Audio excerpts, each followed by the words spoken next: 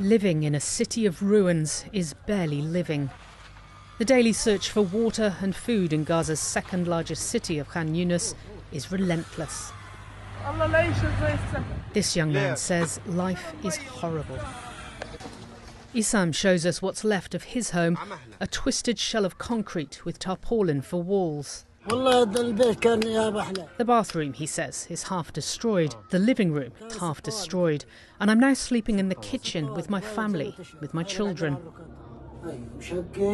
Ominous cracks slice through the ceiling, which bulges precariously over the family below. As you can see, he says, the ceiling is cracked and could fall at any time. God knows we could be dead or alive in the morning.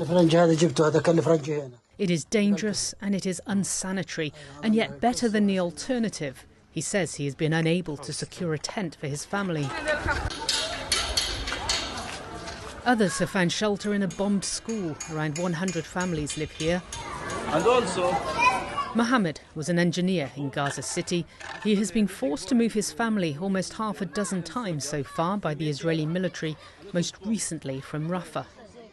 He points to his 7-month-old son, saying he needs to be allowed to live. do you think he's Hamas? He's have a Kalashnikov, who's have RPG, who's have something to make a war with a silent soldier? His only hope, he says, he shares with all Gazans, that the war will end. We are human, not animals, like some people say. Israeli people say, we not animals. We are humans, we have rights. This is where the Israeli military says the displaced should move to, Al-Mawasi, calling it a, quote, humanitarian zone. As waste piles high alongside makeshift shelters, aid groups call it unfit for human habitation. The Israeli military response to the Hamas October 7th attacks continues to be overwhelming for those trying to survive in Gaza. Israel insists it needs to destroy Hamas and find the remaining hostages.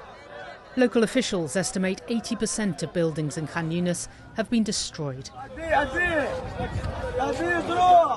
And yet, amid the dusty wasteland, a makeshift market has sprung up. Everything is destroyed, this vendor says. This is a ghost town. People are living on top of dead bodies still under the rubble.